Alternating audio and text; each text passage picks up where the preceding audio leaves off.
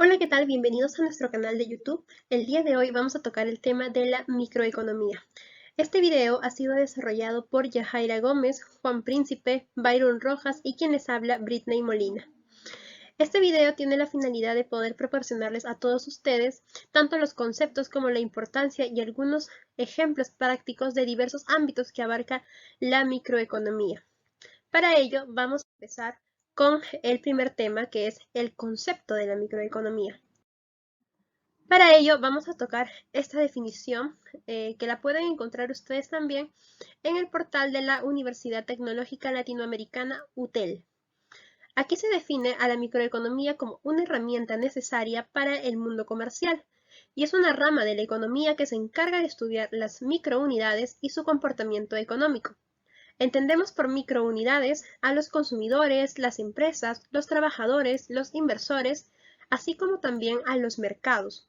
Esto está basado en la observación de cómo se desenvuelve el consumidor para entender la actuación en el mercado y poder aplicar alguna teoría económica que les ayude a conocer el sistema.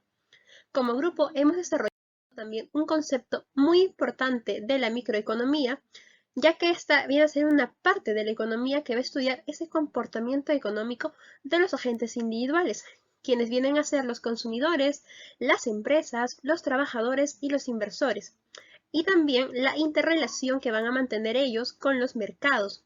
Aquí se consideran las decisiones que toma cada uno para cumplir ciertos objetivos propios, y los elementos básicos que se centra el análisis microeconómico van a ser los bienes, los precios, los mercados y los agentes económicos.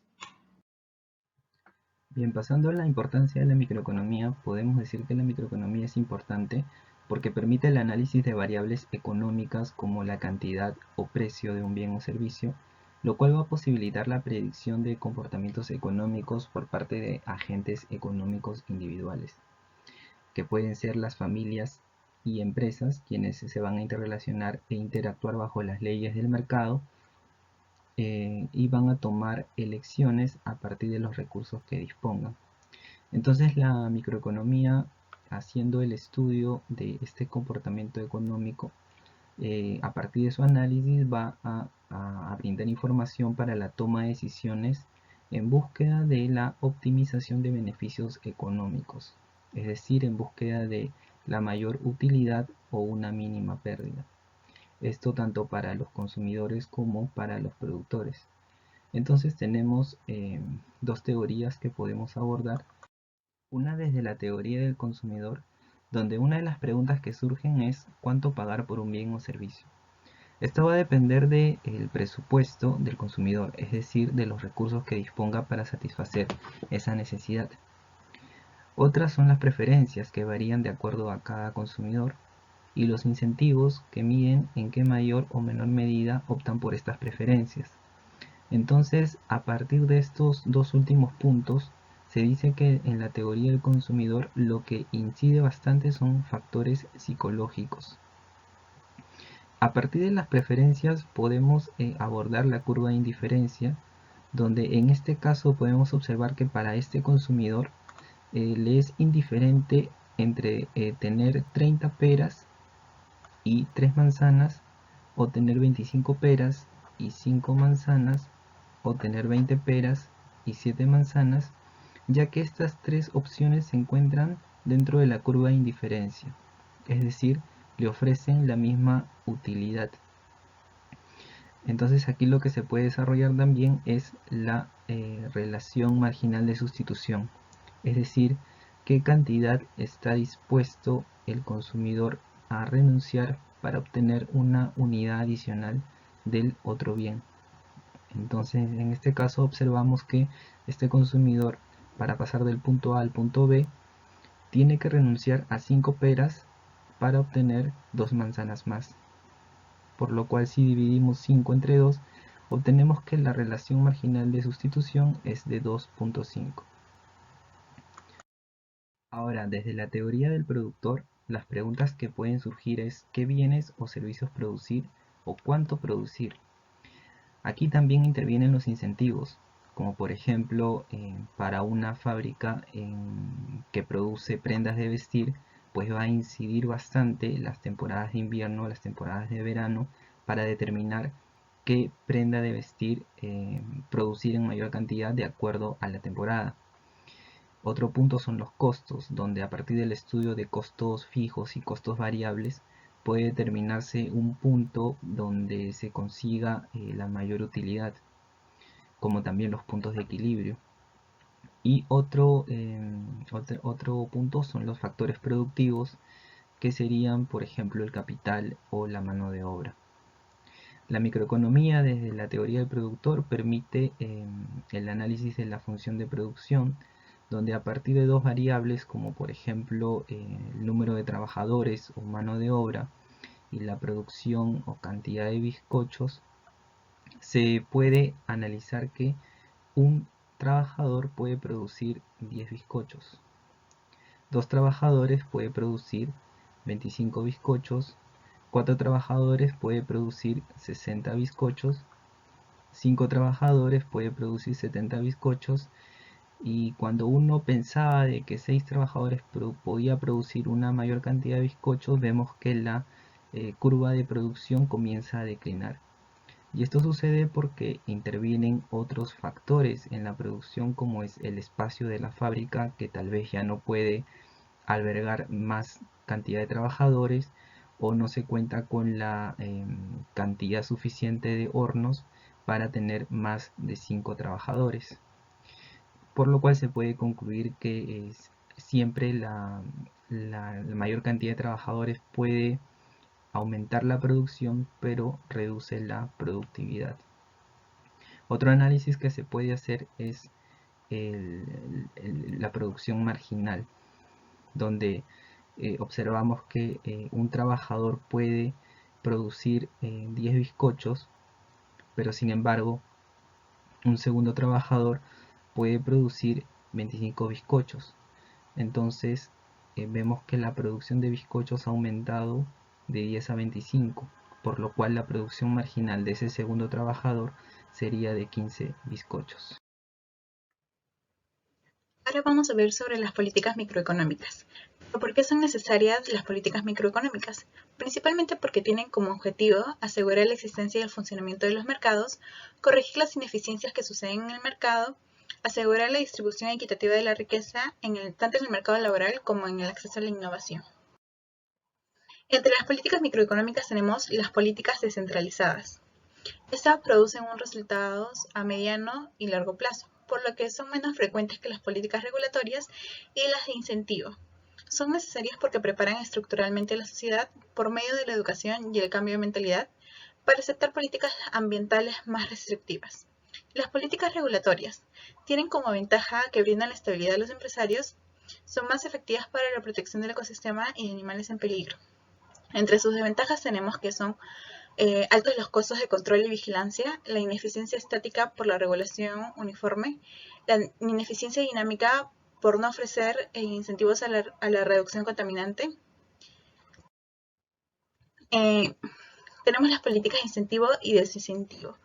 Se premia a los que no contaminan, se otorga la libertad al empresario en caso de contaminar, tiene que pagar, y de lo no contrario puede elegir no contaminar para no pagar. Estimula la innovación, equilibrios más eficientes que los alcanzados a través de políticas reguladoras, ya que no trata de manera uniforme a los agentes.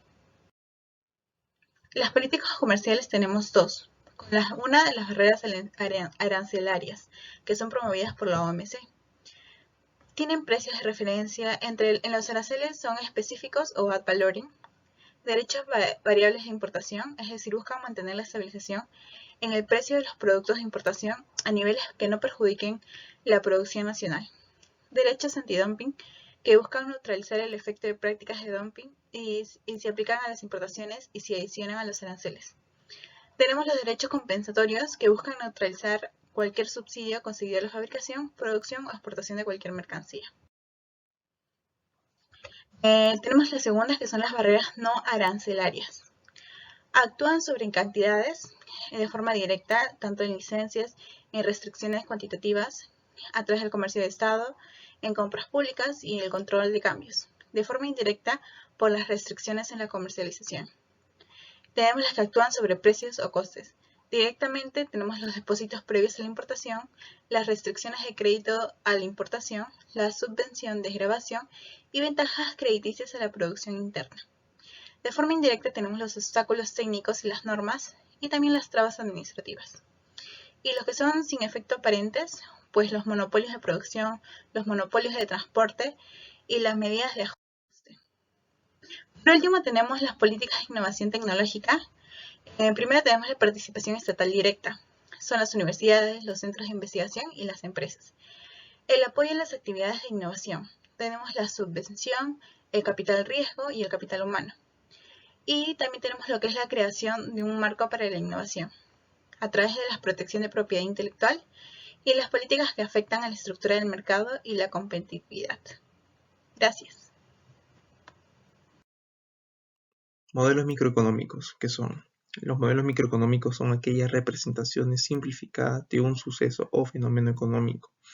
Tienen la finalidad de establecer la relación detallada entre las distintas variables que se encuentran en la economía. Tenemos, por ejemplo, el caso de la ley de la oferta y la demanda, en la cual se establece un punto de equilibrio en la cantidad o el precio de los productos que se ofertan. En este caso, los productos que son puestos en el mercado por los productores o empresas y que van a llegar a manos de los consumidores. Estructuras de mercado. Están constituidos por los elementos que llegarán en algún momento a determinar el precio y la cantidad de los bienes que se transan en el mercado. Está constituido por el número de compradores y la cantidad de vendedores, que son la parte más importante, ya que entre estos dos se realiza el proceso de negociación. Por otro lado, tenemos el acceso al mercado, que está muy relacionado o ligado a las empresas y a su entrada y salida de este. Los bienes, que es el objeto del mercado, y la diferenciación que éste pueda tener en relación a otros bienes que, por ejemplo, produzca otra empresa.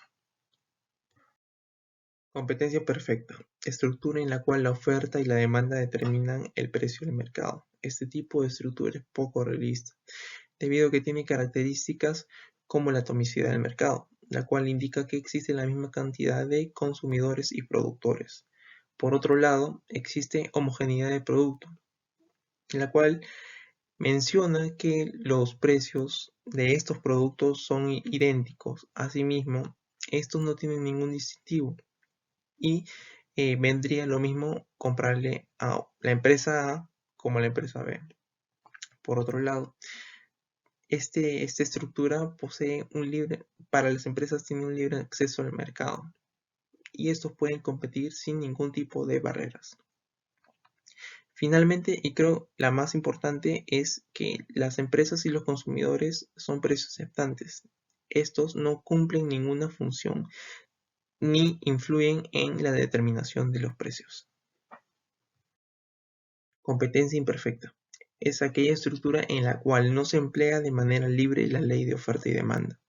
En esta existe una clara influencia en el precio de mercado por parte de los consumidores y de los productores, ya que estos son precios dictantes. Asimismo, a diferencia de la competencia perfecta, aquí no existe la atomicidad de mercado, ya que el número de empresas es menor en relación al número de consumidores. Bien, tenemos clases de competencia imperfecta. En este caso, los más representativos son el monopolio y el oligopolio.